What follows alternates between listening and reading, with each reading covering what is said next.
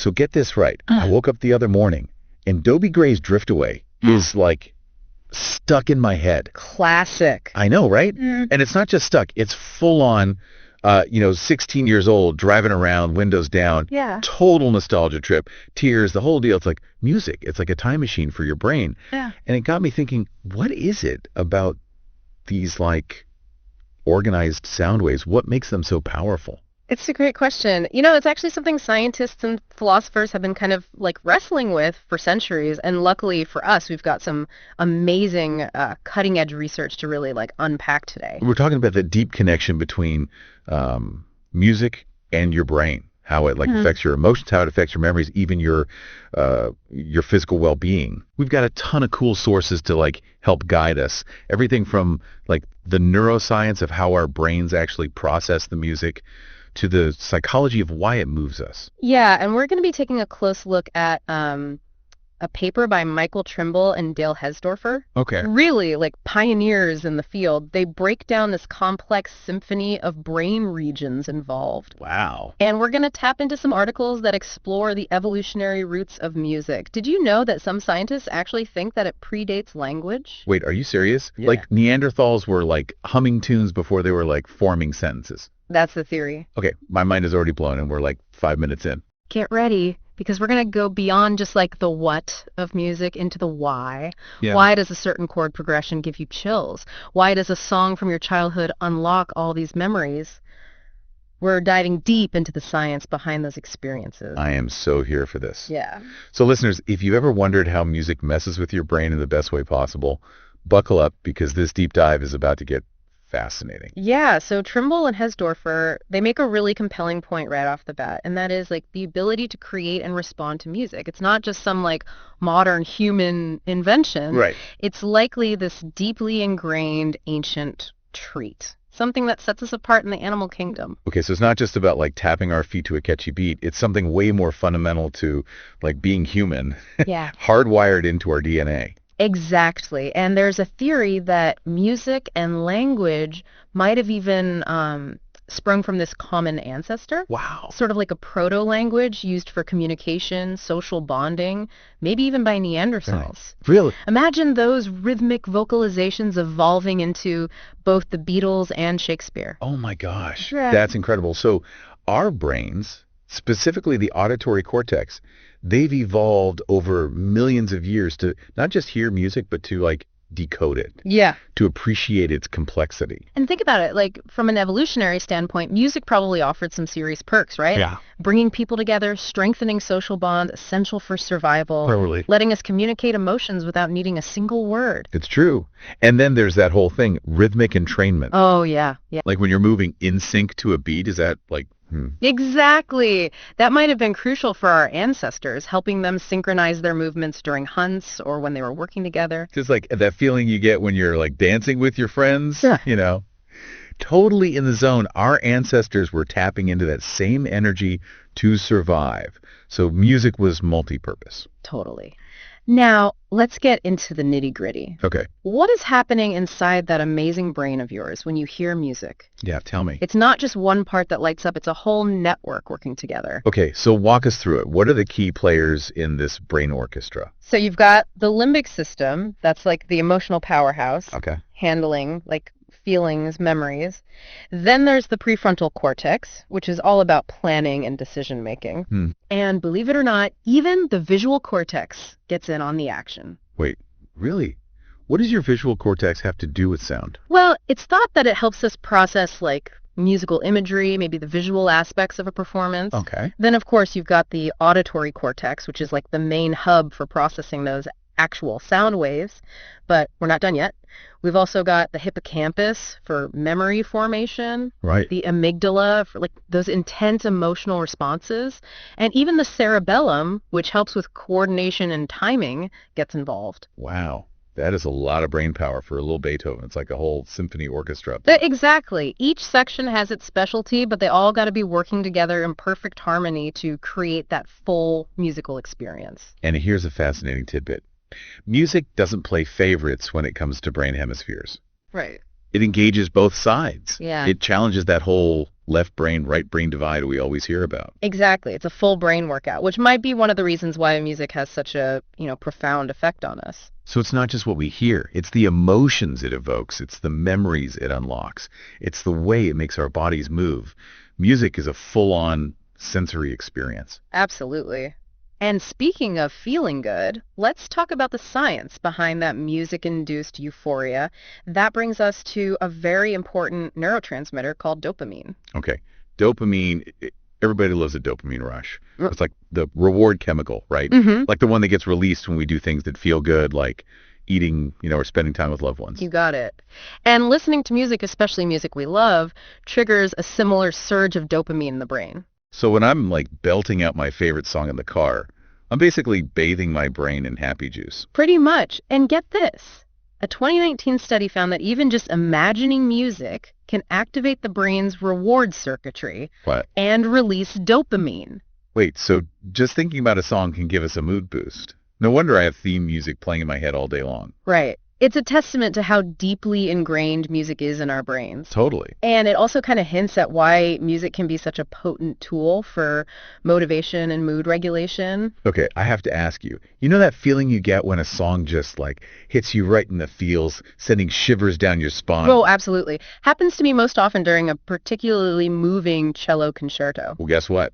That's dopamine at work again, There you go. giving you that little surge of pleasure. It seems we both agree. The brain on music, fascinating. Totally. But what really gets me is music's connection to memory. Right. Like how a snippet of a song can like transport you back to a specific time and place. Exactly. You mentioned your drift away experience earlier, and that is a perfect example of how powerfully music can evoke memories. It's like the soundtrack to our lives. Yeah.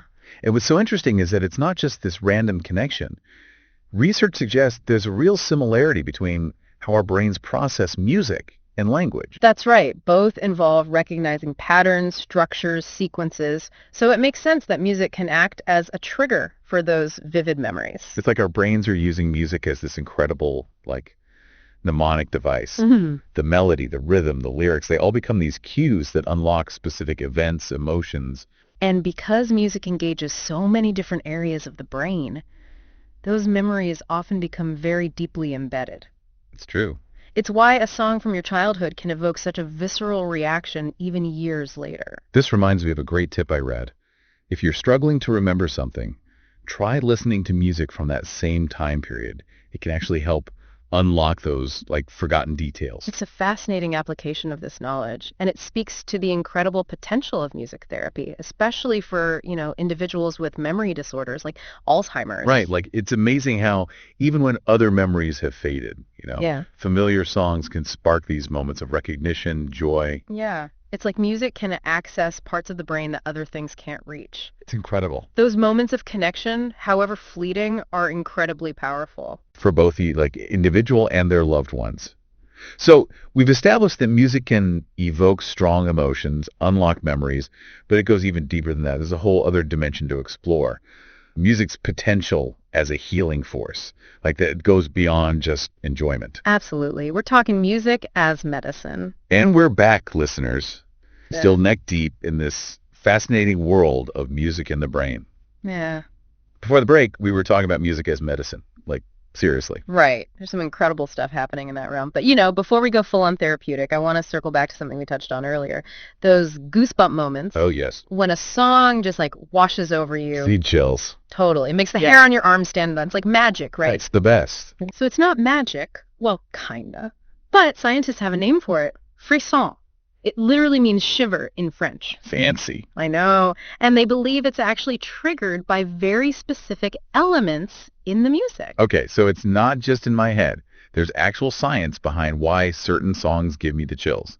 Like, what kind of musical elements are we talking about here? So think about those moments in a song where there's a sudden change Okay. in harmony, a surge in volume, Right. or a really powerful vocal melody that comes in unexpectedly. Oh, okay. Yeah, like that moment in Bohemian Rhapsody when the drums kick in. Goosebumps. Exactly. Those unexpected shifts, they create this sense of surprise and anticipation in the brain. Yeah. And that triggers the physical response. Goosebumps, your heart rate might change, even a little spike in your skin's electrical conductivity. It's wild. So our brains are basically saying like, whoa, something amazing is happening.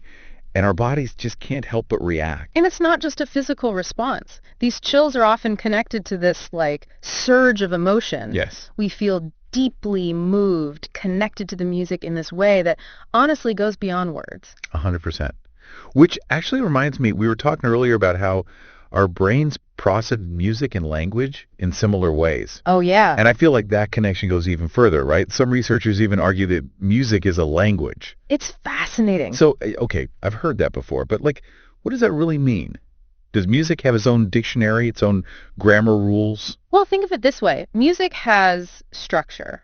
It has its own set of like rules and patterns that convey meaning, emotion, just like spoken language. Yeah. Think about how like a minor chord often evokes sadness, melancholy. Right. Whereas a major chord tends to sound more upbeat, happy. Exactly. Those are like almost universal musical vocabulary. Okay. And they transcend cultural boundaries, right? You don't need to understand the lyrics of a song to feel its emotional weight. That's true. The music itself speaks volumes. It does. And just like learning a new language opens up this whole new world of communication and understanding, you know? I feel like exploring different genres of music can kind of do the same thing for our emotional horizons. Absolutely. It's like expanding your sonic palette. You discover new ways to experience emotions, express emotions, connect with other cultures on a deeper level. Totally. So if you're feeling stuck in a musical rut, I highly recommend venturing out and exploring something new. You might be surprised at what you discover. Okay, but we've talked about chills, emotions, music as a language. What about the idea that music can actually make us smarter? Ah, yes.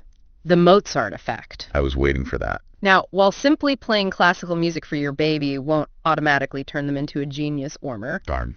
right, there is growing evidence that music can have a really positive impact on our cognitive function. Okay. Memory, attention, even language development. It's more nuanced than just like boosting your IQ, but there's definitely something happening there. Absolutely. Studies have shown that listening to music, especially while studying or working, can actually improve focus, concentration, particularly for those tasks that require, sustained attention. It's true. I feel like for me, when I really need to like buckle down and focus on a project, I have to have music playing. Yeah. It's like it creates this little bubble of concentration. Right. It's almost like this form of auditory stimulation. Yeah. That can block out distractions, create a more conducive environment for your brain to do its best work. And get this, learning to play a musical instrument might provide even more cognitive benefits. Okay, so all those years of piano lessons weren't a complete waste of time. Not at all. Musical training, especially at a young age, has been linked to improvements in memory, problem-solving abilities, even, increased creativity. Which makes sense. Mm-hmm. Playing an instrument requires discipline, pattern recognition, fine motor skills. It's like a full-on brain workout. And that creative process of making music, whether it's composing, improvising, jamming out, right, it can boost your cognitive flexibility, help you think outside the box. So we've got music making us feel good, making us think better, helping us connect with others. Is there anything music can't do? Well, it's not a magic solution for everything. Right. But it's definitely a powerful tool. Totally. And while we've been talking about like the brain on music in this, general sense, it's important to remember that everyone experiences music differently. That's so true. Like musical taste is such a personal thing. It is. Some people live for like heavy metal. Others, they can't get enough classical music. Like what shapes those preferences? It's a really fascinating mix of nature and nurture. So our genes play a role. Some of us might be just predisposed to prefer certain rhythms, certain tonal qualities, but our environment is huge too. Sure. Early childhood experiences, cultural influences, even our social circles, all these things shape our individual musical tastes. So like if I grew up listening to my parents' disco collection, I'm more likely to have a soft spot for those groovy beats as an adult. Exactly. Those early exposures, they're creating neural pathways, emotional associations that influence our preferences, later in life. Wow. But it's not just nostalgia. Right. Our personalities, our values, even our social identities, they can play a role in our musical choices. Okay, yeah, like if I'm someone who, really thrives in social settings, I might be drawn to like upbeat, high energy music. Right. Makes me want to dance. Yeah. While someone who's a little more introverted might find solace in like the quieter, more introspective genres. Precisely. Our music choices, they can be this powerful form of self-expression, right? Reflecting who we are, what we value, how we move through the world. Yeah. It's like music is this incredible mirror reflecting our inner and outer worlds, but it also has this amazing ability to like connect us to something bigger than ourselves. You're absolutely right. Think about the role music plays in, like rituals, celebrations, Yes. social bonding across cultures worldwide. From like ancient tribal ceremonies to, modern day music festivals. Yeah. Music just has this unifying power. Yeah. Few other things can match it. It transcends language barriers, creates a shared experience, brings people together. It's true. Fosters a sense of community, belonging. It's powerful. When you really think about it, music is woven into every aspect of like human existence. It really is. It's in our biology, our emotions, our memories, our social fabric. It's everywhere. It's a testament to the power of sound, to move us, to connect us, to shape our lives in these really profound ways. Welcome back to the deep dive. I feel like our brains are about ready to explode. Right. It's a lot to take in, but that's kind of the beauty of this topic, right? There's just like endless layers of complexity. Totally. We've been on this sonic journey. We've been talking about everything from those evolutionary roots that connect us to, our ancient ancestors, all the way to those goosebump-inducing chills. Right. That signal this, deep emotional response. It's a lot more than just something nice to listen to, that's for sure. Way more. We've seen how it could, boost our cognitive function, unlock powerful memories, even act as a form of language that, transcends words. But now it's time to shift gears a little bit. From the what to the so what. I love that because, understanding the science behind music isn't just about acquiring fascination trivia. It's about empowerment. Yeah. It's about recognizing that you have this incredible tool at your disposal. Seriously. That can enhance your well-being, boost your brain power, deepen your connection with yourself and the world around you. It's like we've unlocked the user manual for our own internal music players. Exactly. For instance, we know that music can reduce stress and anxiety. So instead of just letting your playlist run on autopilot, what if you created these personalized soundtracks? Oh, interesting. For relaxation, for focus, for drifting off to sleep. Curated vibes for every mood. Okay, what about those days when you're feeling a little down, a little unmotivated? Well, we know that music triggers that dopamine release. So crank up some upbeat tunes. It's like giving your brain a pep talk set to, a killer beat. Honestly, sometimes a little musical motivation is all you need to power through the day. Right. But we've also seen that music can go beyond mood regulation, right? Right. It can actually enhance our cognitive ability. Absolutely. We talked about how listening to certain types of music while studying or working, that can improve focus, concentration. And for those of you out there who play an instrument or sing, you've got an extra edge. Sharper memory, enhanced problem-solving skills. That creative spark music is like cross-training for your brain. It's like a gym membership, but for your mind. And, we've really just begun to, scratch the surface of the therapeutic applications of this powerful tool. Music therapy is gaining recognition for its ability to address a wide range of challenges. Incredible. From pain management and stroke recovery to autism spectrum disorders, even mental health conditions like depression and anxiety. And I feel like, we were both especially moved by the research on music therapy for individuals with Alzheimer's. Absolutely. How familiar songs can unlock those memories and emotions that other methods haven't been able to reach. It's remarkable. And, it's a testament to the deep and often subconscious connections forged between music and our brains, our personal histories. And, as technology continues to evolve, the possibilities for harnessing music's therapeutic power are only going to multiply. It's true. We've already got personalized music streaming services, apps that create these immersive soundscapes for relaxation, focus, even wearable devices that'll use music to monitor your heart rate, your stress levels. Imagine a world with AI composers crafting personalized soundtracks tailored to our unique emotional and cognitive needs, or virtual reality experiences that just totally immerse us in these therapeutic soundscapes. The future of music is pretty amazing to think about. It is. But even with all of these technological advancements, we can't lose sight of what makes music so powerful in the first place. And that's its ability to connect us. 100%. To our emotions, to our memories, to our shared humanity. Beautifully said. It's this universal language that speaks to something really deep within us. Deeper than words. Deeper than words. So as we wrap up this incredible deep dive into the world of music and your brain, we want to leave you with this final thought, one that we hope will resonate with you long after this episode ends. Yes. Given what we've explored today, how can you intentionally invite music into your life?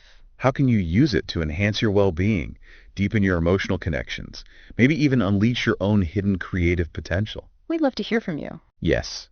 Share your reflections, your favorite musical experiences, maybe your own brain-boosting playlists on social media using the hashtag the deep dive music. Until next time, keep those tunes cranked up. Let the power of music transform your life. This has been The Deep Dive. Dive in, explore, and keep those minds curious.